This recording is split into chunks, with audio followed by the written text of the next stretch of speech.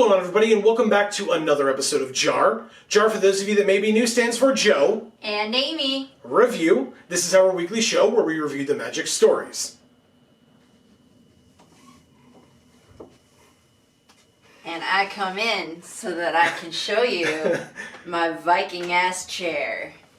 It is really cool. Okay, now we can start. Okay, great. So this week we are back with more Kaldheim, if it wasn't clear from the Viking-ass chair. We are here for more Kaldheim stories, specifically the side story number 3, Brokenbrow, as well as the main story, episode 4, Into the Demon's Realm. Both stories this time are by Roy Graham with contributions from Jenna Helland. My quick review at the top is I thought both of these stories were quite good.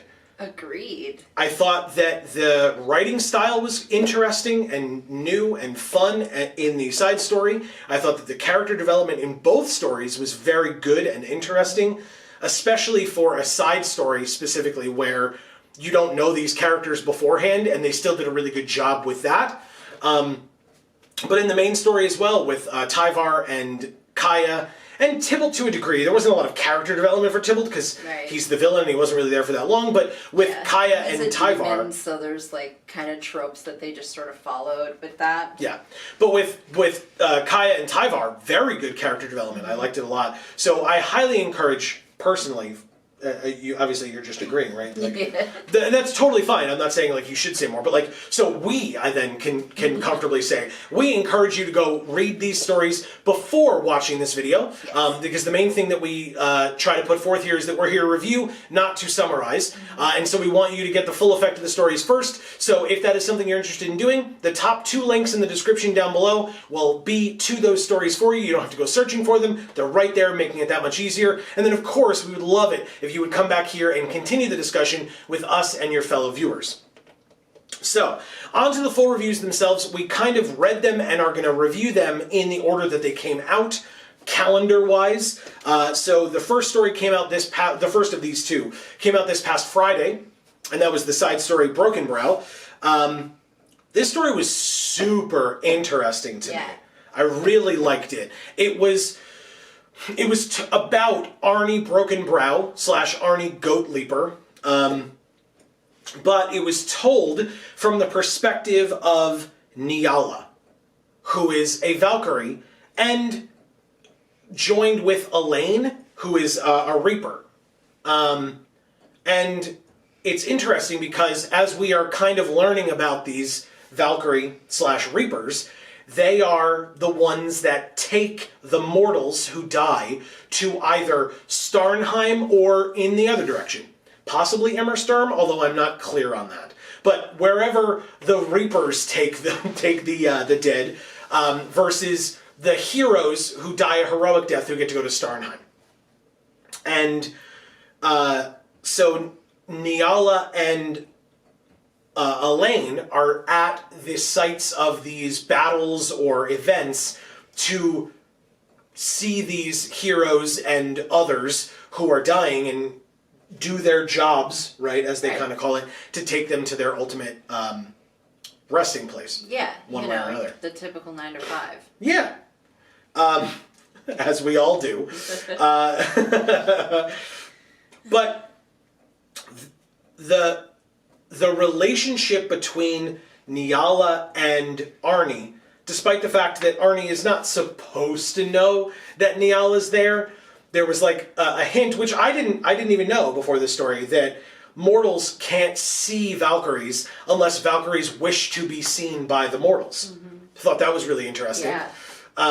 And yet it seemed that Arnie could see Nyala the whole time. And not only could he see her the whole time, but then it seemed like he was kind of like... fucking with her. Yeah, like knowingly like looking at her and like smiling and... yeah, watch this. Check this out. Watch. Yeah, so that's amazing. Mommy, watch me. Watch me. It definitely wasn't that. It was like, I know you're watching and I'm going to give you something to watch. You know, that was really cool. And then I just loved the structure of it. That it went with like Niala is at a site of a fight of his where he's gonna die because the odds are way against him, so he's just gonna die, and then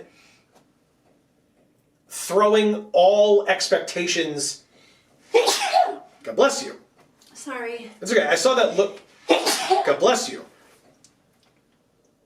Okay. I saw that look on your face, and I was like, are you waiting for me to get to my point? Because it took me a minute to think of what I was saying, and then I was like, nope, that's a sneeze. Anyway. For the inevitable. That's awesome. We are coming, by the way, we are coming off the heels of our 14 and a half hour preview stream, thanks to Wizards of the Coast, for Kaldheim yesterday. If you missed it, you're welcome to go try to watch some of the VOD. Yeah. We played over 50 games of Magic yesterday. So, to watch all of it would be quite a feat. But huge shout-outs and thanks to... You don't have to watch it all in one sitting, Do it, though. Oh, God. I wouldn't wish that upon anyone. No. We are very tired, and we are getting this video out on Thursday, despite the fact that usually we do it on Wednesday evening, but the main story came out while we were streaming for 14 hours yesterday, so we did not have time. So surprisingly. Yeah, weirdly. So we're tired, but in the best way. Yesterday was such a blast. Thank you to each and every one of you, whether you were there for hours, whether you were there for minutes, whether you were active in chat, whether you were lurking. We really appreciate each and every one of you being there. Don't forget, we will continue doing more Kaldheim this Monday for Magic Monday here live on this channel, 8 to 10 p.m. Eastern Time. We would love to see you there. Yes. And if you do end up watching the VOD, leave a comment. Yes. And we will be live on stream every Friday as well, 8 to 10 p.m. Eastern. Don't forget, we'll be continuing Marvel's Avengers on those streams. Just, subscribing and ringing the bell will get you notifications for whenever any of those videos come out. So please don't forget that. Now, with the interruptions out of the way, we will continue. But, hey, that is very flavorful for this story. Because it was, again, the structure of it was great. That you have the fight that he's in that's insurmountable, he's going to lose, followed by, her in the future talking to somebody, where's his name? I have it. Hormgart, who is a mortal, who is dead, and who is in Starnheim now. And she's asking, she being Niala, if I didn't specify that. Right. She's asking Starnheim, hey, tell me about this Arnie Brokenbrow guy. And Hormgart's like, well, he used to be Goat Leaper first, and now he's Brokenbrow. Let me tell you why he's Brokenbrow now. And is telling the story. So the first part of the story is there.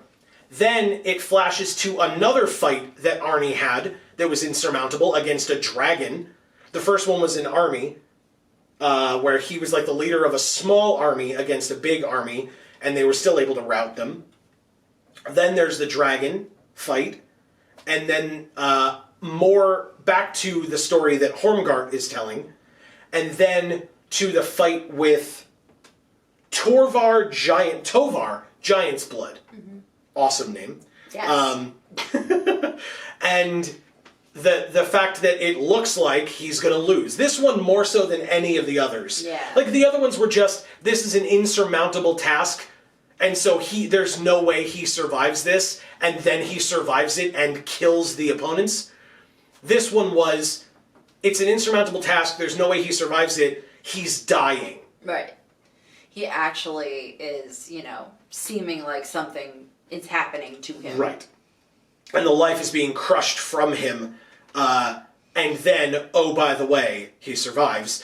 And then that is followed by the end of the story of how he became Brokenbrow, because the way that he beats that insurmountable task where he's dying is to use his headbutting skills and his thick skull. And so you then hear about the headbutting contest that he had with a troll, where he broke the troll's horn off in his forehead and knocked the troll unconscious, or killed it, I couldn't quite tell, in that contest, and then has that horn in his head, and so is going to use that headbutt to get out of this bear hug from this giant man, thereby looking at Niala and winking at her or smiling or whatever.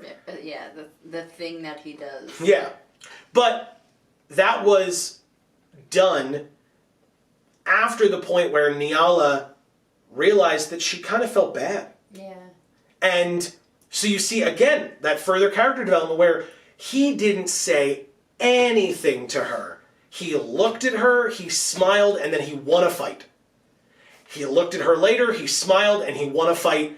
And then he didn't look at her this time, he didn't smile, and she feels bad because she's watching him die. She goes to interfere, which is not okay. Not okay. And even Elaine, the Reaper, steps in and is like, this isn't okay, you can't interfere like that. And he still pulls it out. He still wins with the, hey, look at this. But I think the best part of the whole story is the end. And by that I mean not because it was over, but because... I agree. Oh, amazing. Amazing. Because it goes from him being crushed to death by this big man to, oh, I remember, he gives the knowing glance and the smile.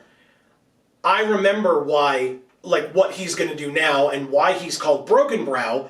And then you hear the end of the story of why he's called Brokenbrow, and then it ends. Yeah. Because they don't insult your intelligence. They don't say, then go back to the fight with the big guy and then he headbutts him. You don't need that. You know what's going to happen. They just told you. And so now you get to tell the rest of the story in your own head. And you get to wonder, when does he die? Does he ever die? I mean, does he die of old age? Does he, whatever? What happens with Nyala? Is Nyala gonna continue following him around to all these fights and, watch from the sidelines and cheer him on the whole time? Right. Is she gonna, decide that she can't be his Valkyrie or whatever? Right. Because she's, too invested in him staying alive? Right. There's so many questions that you could ask yourself as a result of reading this story, and they're hoping you do. Right. They want you to think about those things as opposed to being like, well, and so this is what ended up happening. Right, exactly. And not only that, but I would say it's funny because we've talked in the past, and I don't think this is hypocritical, but we've talked in the past about a story ends and we're like, oh my God, we have so many questions. Right. Right? Why weren't these questions answered? But these are the types of questions where it's like, these are good questions. Right. These are important and fun questions because they're questions that shouldn't have been answered. Right. They're questions that it's okay to leave it open-ended in that way. Perfectly okay. So I loved it. I thought that was great, and it made perfect sense. Yeah, it was good writing, and when you have good writing like that, you can leave it as open-ended as you want to leave it. Mm-hmm. Because you have the good writing to sort of bolster that. If the writing is poor, and you leave a lot of unanswered questions, it just seems like you didn't finish it, like you didn't do the work. Yeah. Or it should have been 2 stories or something, whatever. Right. We've said that stuff in the past. Yeah. So, but this was not like that. No. The only possible problem that we might have had, and this is a discussion that you and I kind of had briefly, but we can continue it here. This story had 2 pieces of art. Yeah. It had Arnie Brokenbrow at the top. Which makes sense. Yes. And then at the bottom, Arnie slays the troll, the art for the saga. Which makes sense. Which is, oh my God, that art's so good. The way that they made that look just like metal, insane. And that's shout-outs to the artist, just super well done. But anyway, you and I, not that we strongly disagreed, but we were kind of on separate sides of it. So what was your feeling on that? I thought that it was kind of dumb. I loved the story and what they did with it, but why only have 2 pieces of art? I kind of asked the question, does it make sense to tell a story about a character that only allows you to incorporate 2 pictures into the story? And my point was, to go along with that, not to counter it, but to go along with that, it didn't need to only have 2 pieces of art because he fought a dragon. Right. So you may not want to put the gold span dragon, which is a mythic in the set, right, where it's like sitting on that bridge, right, the one that makes the treasure tokens or whatever. You don't have to put that one on there because that seems like a very specific type of dragon. But there are dragon tokens that you could get from the Dragon Berserker guy, right? The 2/2 rare, right? Where you boast for 5 and you get a dragon token. Use that art. Because in story 4, the main story number 4, you had the Demon Berserker token art, right? So obviously it's not like they don't put token arts or anything. Right. So maybe put a dragon art in there because he fights a dragon. Now, it's probably a different dragon, right? It's got the extra horns or whatever. I don't know. But you could have done that. You could have put that dragon art in there. I didn't feel as strongly as you did about it. I thought that, like you said, because it was a great story, that it not having as much art wasn't as big of a deal, but I definitely understand where you're coming from. I don't think you're wrong. I didn't feel as strongly about it personally. Well, I think the other thing they could do is start it off with like a Kaldheim land art. You know? Sure.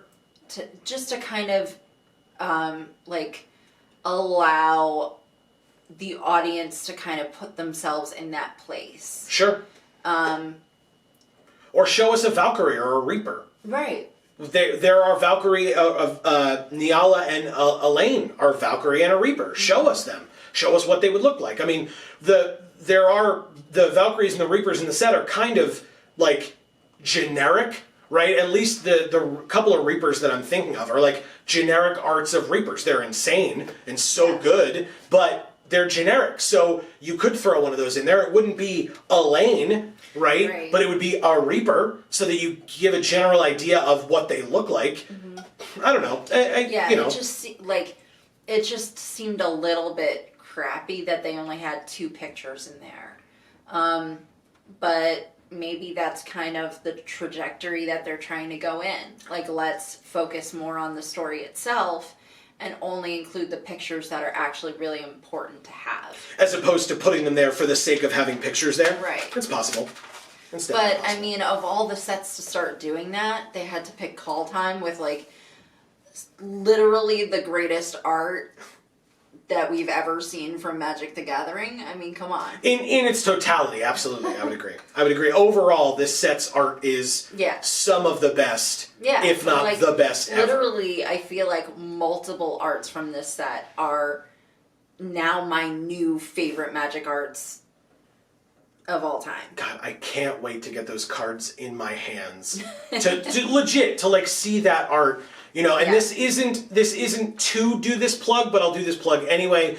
We will have openings of pre-release packs and the bundles that we do for the Wife Finance Husbundle Battle. Yes. Those will be coming in a future Monday. Mondays are our opening days for pre-recorded content on the channel. So again, stay tuned for that as well. It almost certainly won't be this Monday. I don't have the product yet. It is on its way. But we do have a video for this Monday. It'll be either this Monday or next Monday. But it's coming, and I can't wait, so I hope you are interested in seeing it as well. And for those of you who are watching this part of the video, I can comfortably say that if you need a code from a pre-release kit for MTG Arena, you should want to watch those videos on Mondays. Just saying.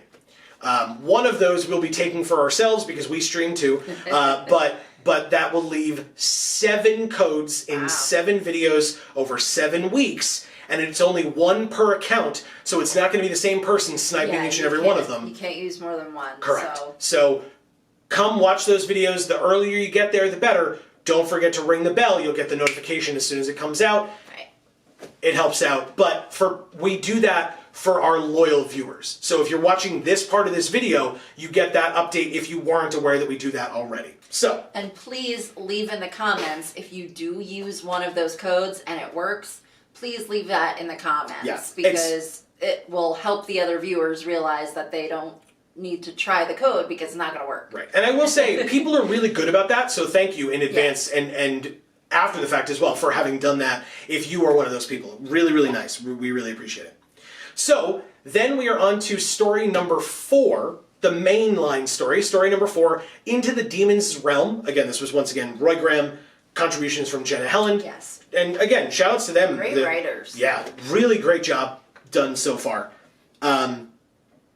So, I loved, at the start of this story, Tyvar, right? And we know because of the end as well. Tyvar is this, like, arrogant, cocky, showy guy, like, show-offy guy. And yet, throughout the beginning of this story, he is constantly surprised by the things that he can do.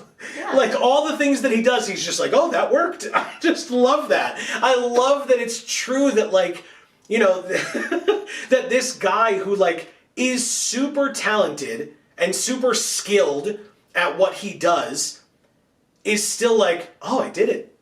Holy crap. You know, I was actually able to do it. I wasn't sure if it would work, right? Like, well, and so that's what's great, right? I mean, he's only as arrogant as he is because he witnesses himself doing these things and then he just talks about them. You know, like, he's bragging not for the sake of bragging or to look better than he is. He's bragging because he's that good. Mm-hmm. Like, mm-hmm. And each new thing that he tries because he wants to see if he can do it. Yeah. Yeah, it's it was very telling. I really liked Tyvar in this story a lot. I think they did a really good job. Kaya was interesting in this story as well. While we're talking about Planeswalkers' characterizations, let's do that. Kaya, when first presented in Conspiracy 2? Yes, because Conspiracy 1 was Dak Faden. So Conspiracy 2 was Kaya, where she kills King Brago as the ghost, right? So when Kaya was introduced in Conspiracy 2, and we read the story, and we reviewed that story, and you can go look on the channel for that if you want.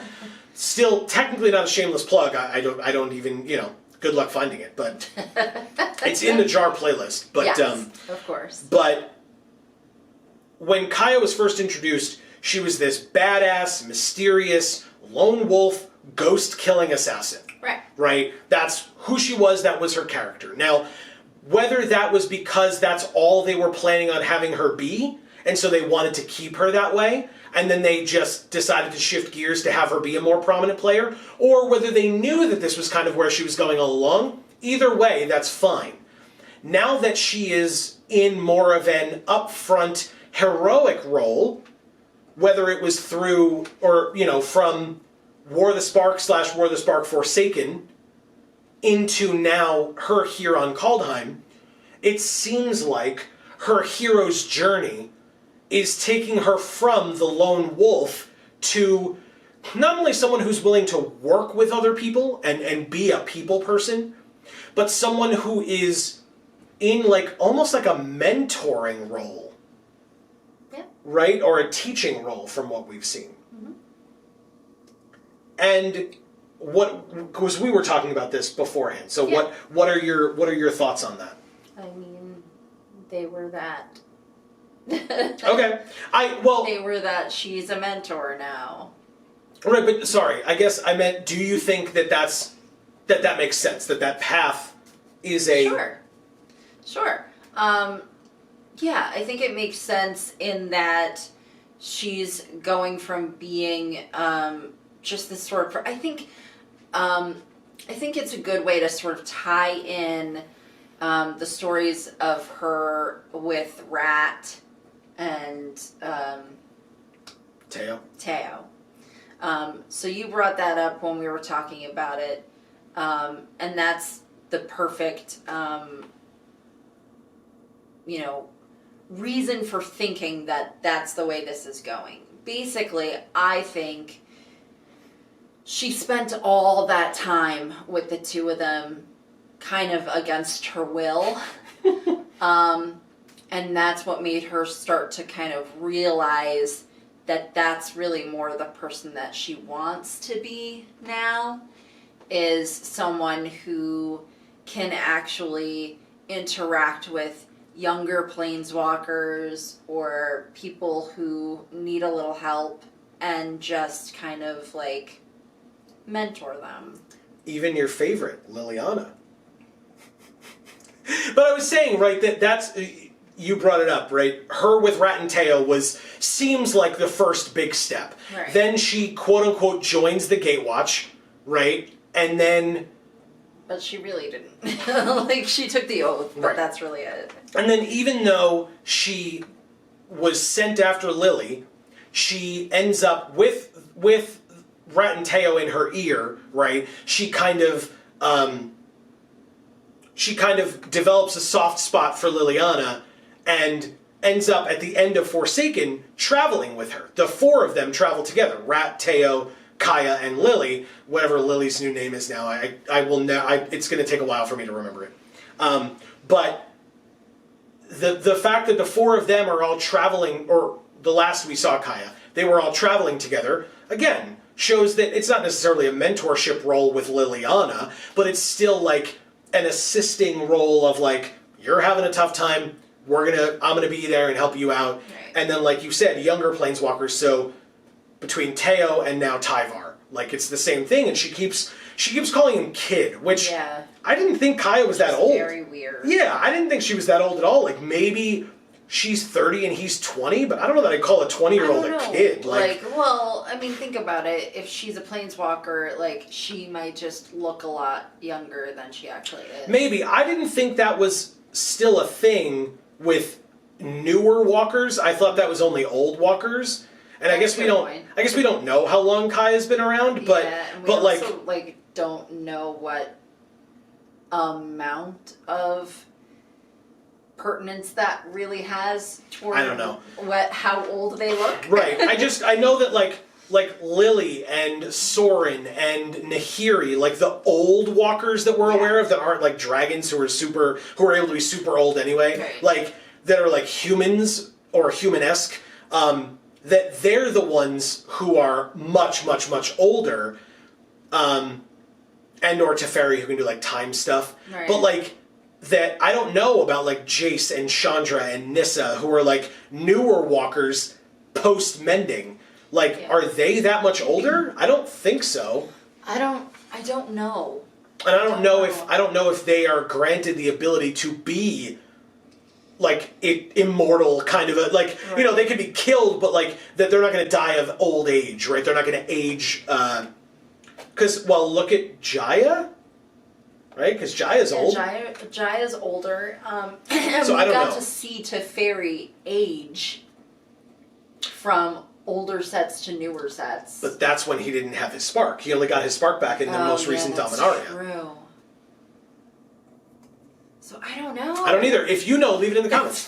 Fucking weird. And as with many things, like if you know from where you know it, like unless it's like I read it somewhere but I don't remember, like if you know where you remember hearing that, let us know so we can go check that out. Not because we don't believe you, but to read it for ourselves and gain that knowledge as well. Yeah. We're sharing knowledge here. That's what we're doing. But who knows? I mean, maybe like if they had it a certain way back in the day, it might be different now. Like, and they might be taking it in a different direction now. Right. Like, and I think, I mean, in Forsaken when they were doing new rules type things, that was a little weird to me.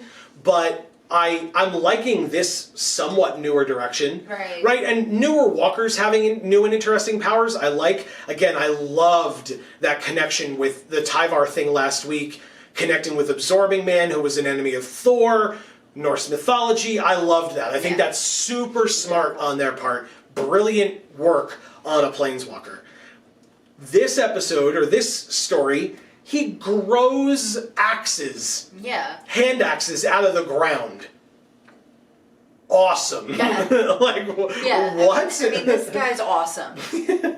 But the question is, like, how many things can he really do? Like, like, is it too much stuff? That's a fair question. And, because turning trolls to stone and using the excuse of, well, they were mostly rock anyway, I just helped it along a little bit. Okay, sure. Extending the basalt on the ground over lava so that it can be walked on better. Okay, sure. Growing metal, right? Like ripping metal apart with your bare hands, liquefying it and ripping it apart, and then growing hand axes out of the ground with Celtic knot style artistry in the blade portion, and like that's a bit much. And specifically, like it mentions, like it, the story mentioned it was like a heftier grip that meant that Kaya wouldn't lose it, and it was perfectly balanced.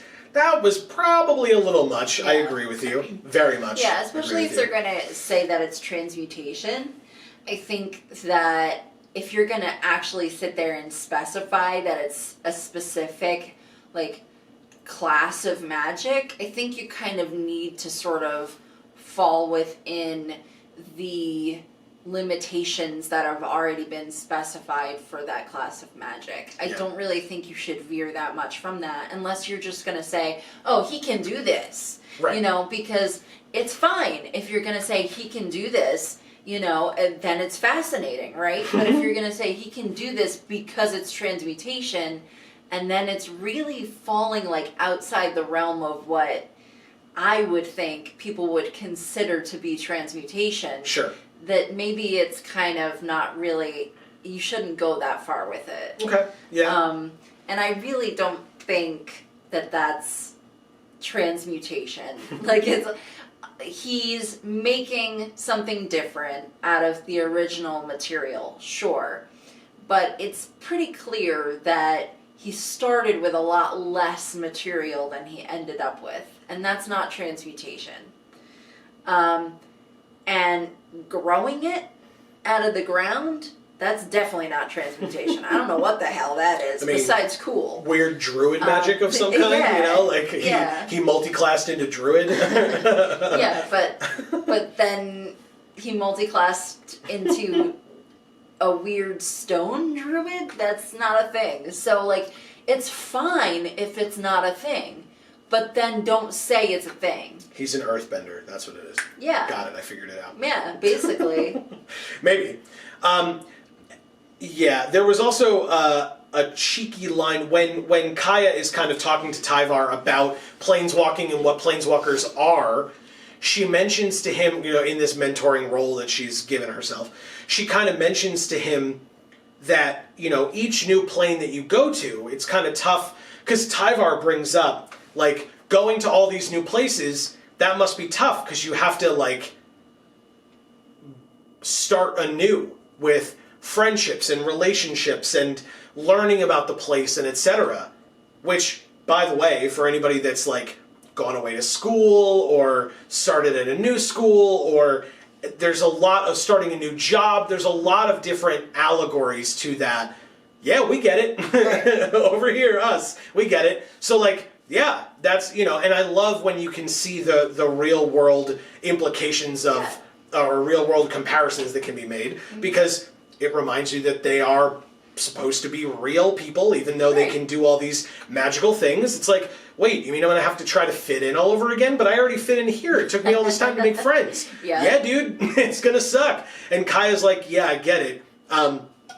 And Kaya says, like, you go to all these new planes, you learn all these new things. Each new plane has new rules. Yeah. Which I thought was cheeky as hell. Because, yeah, each plane that you go to has new mechanics in Magic to learn as well. So I thought that was great. I liked that a lot. Very, very nice little, you know, include there. Right.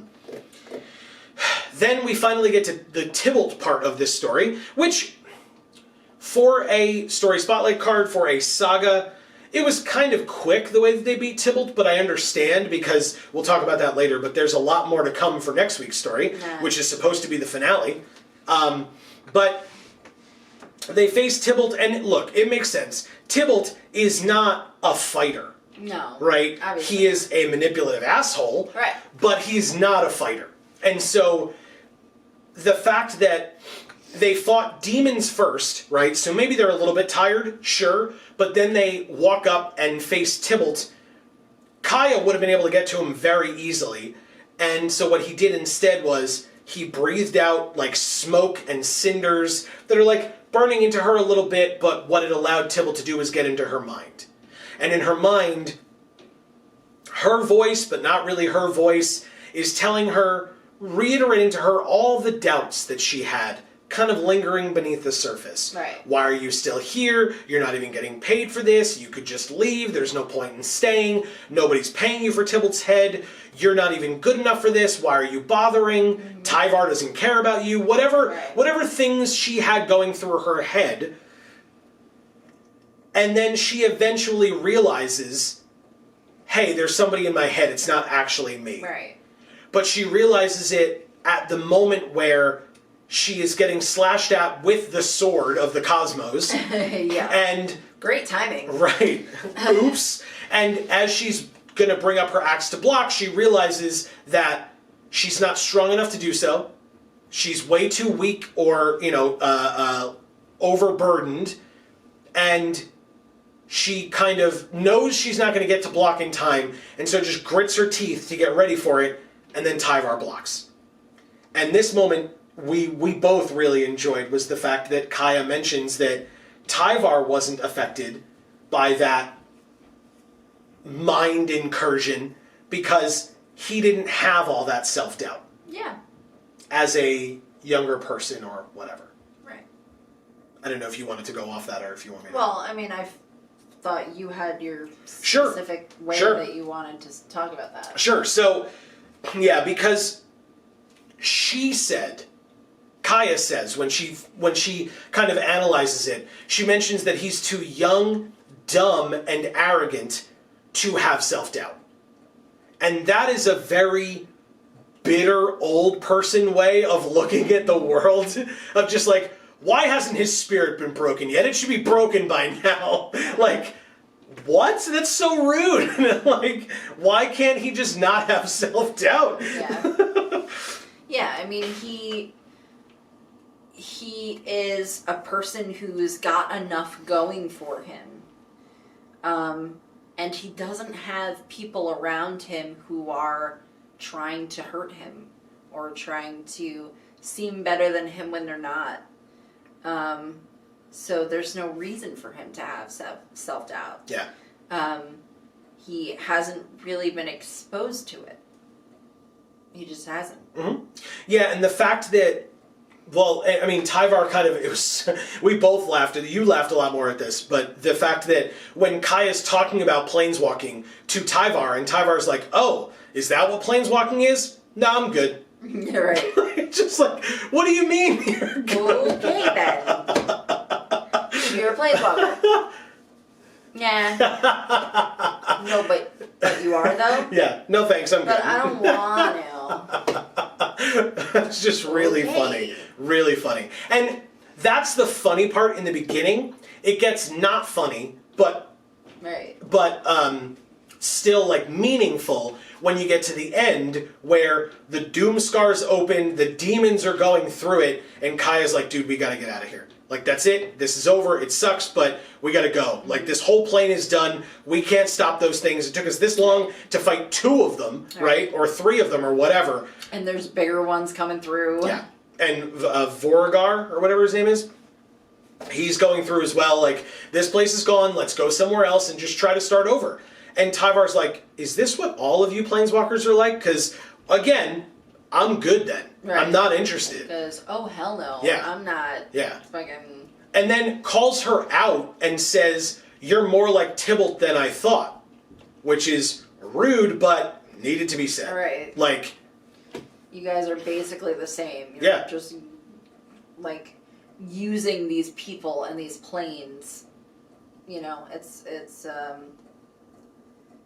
because it's so, like, it's just stuff that doesn't affect you. Yeah. You know? Yeah. And he's like, no, like, this is my home. I care what happens to these people. I care what happens to this plane. I'm staying here, and I'm doing something about it. Yeah. And you want to run away? Like, you're pathetic. Yeah. And you're no different than him, because when Tybalt's back was against the wall, you know, for lack of a better term. He poofed. Yeah. After having opened the Doomscar and then bailing, right? They got the sort of create destruction and then bail. Yeah, because he knows he doesn't have to stay and watch it if he realizes that, he would be hurt otherwise. Well, okay, I did my part, time to go. Right. Okay, I mean, it sucks for us, but okay. So, yeah, so that was interesting. And then, I don't know, I find it weird that, I'll say I found it a little bit cheesy. And sometimes a little bit of cheese is a good thing, so bear with me. What? Parcheesy. A little bit parcheesy. I found it a little bit cheesy. Kaya, when talking to Tyvar about planeswalking, mentions, you have to have a code. Mm-hmm. Go to these planes, have an exit strategy, like whatever it is that her code was. Right. Whatever dumb thing she told herself right. in the beginning. Right. That made sense to her in that moment and shouldn't anymore. But that's what she was telling Tyvar when she's first talking to him about it. Like, this is what you should do. And then at the end, when Tyvar is like, you're ridiculous, opens a portal, an omen path, and walks through. And he's like, fine, you do whatever the hell you want. I'm going to go save this world, or at least try. And so he goes through, and she's sitting there going, should I leave? I should just leave. And then she's like, that's what my code tells me to do. Right. But no. It's like, is that like the excuse you've been using this whole time as to like, justify your stupid actions? Right. Like. But instead, no, I'm going to stay. And again, hero's journey, I get it. You are met with temptation, mm-hmm. right, in the hero's journey, and you rebel against it. And that's where you show your heroics. Or your heroism. Yeah. And so this was Kaya's moment. I felt it was, like I said, a little bit cheesy of just like but my code. Like, yeah, no, we get it. It's your code, but you're gonna go against it and you're gonna stay and fight. I just find it interesting that I guess my concern, which hopefully will be alleviated in next week's show, my concern is next story is supposed to be the resolution of the Doomscar, right? Mm. Fighting all the demons, eradicating all the demons somehow, stopping Voragar or whatever his name is. I didn't write it down, I apologize, but we'll see him next week, I'm sure. But stopping all the demons and him leading the army, closing the Doomscar, and finding out what's going on with what is likely the horrible beast that she was sent here to take out in Vorinclex. Now, last week, I mentioned that we were unclear as to what the horrible beast was. We thought it might have been Serulf or something, the realm-eating wolf. We were likely incorrect, and shoutouts to DM Oz for being the first person in the comments last week to mention that to us, of hey, I thought it was Vorinclex, and especially with the card, I forget the name of it, Kaya's Onslaught, I think, where she's plunging the daggers into Vorinclex's, from Vorinclex's back or whatever. Right. Makes sense. Yeah. So again, thank you to DMOs for bringing that to our attention. I don't know how I forgot that, but we haven't heard anything about Vorinclex. In fact, in our entirety of our stream yesterday, we didn't see Vorinclex in all the limited that we played. So that was kind of interesting as well, that we didn't see the reiteration of that. So I'm looking forward to seeing that play out next week, but I'm a little bit concerned that, like, the return of Vorinclex, kind of a big deal. The Phyrexians are back, and people have been asking for that for a while, or speculating on when they would be back for a while, and now we're going to have them back, but there's a lot to close up, no pun intended with the Doomscar, on this plane before the end of next week's story, which is the finale. So, I'm optimistic, but is the finale.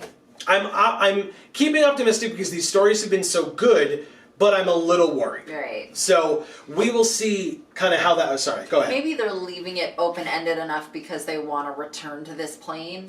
Somebody, Jake and Joel Are Magic were mentioning that on Twitter last week. That like the flavor is just so much of this set that like we have to be coming back here soon. Right.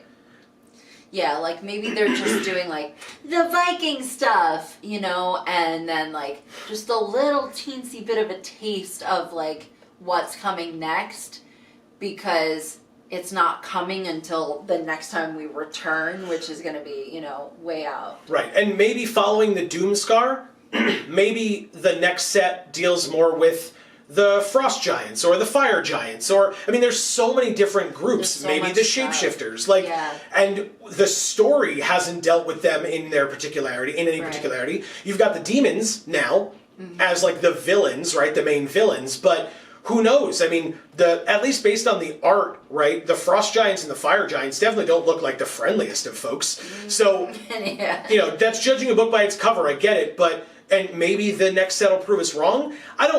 I mean, we know the next year, right? We know what 2021 looks like in terms of Magic the Gathering.